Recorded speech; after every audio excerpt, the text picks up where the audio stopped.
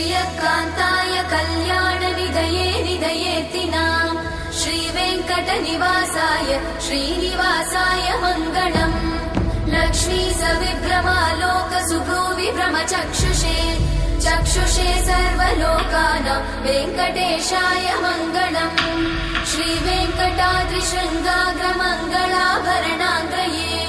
मङ्गलानां निवासाय श्रीनिवासाय मङ्गलम्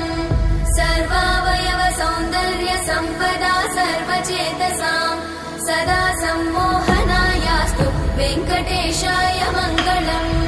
नित्याय निरवध्याय सत्यानन्दचिदात्मने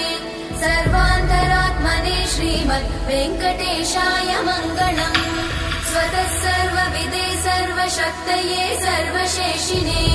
सुलभाय सुशीलाय वेङ्कटेशाय मङ्गलम्।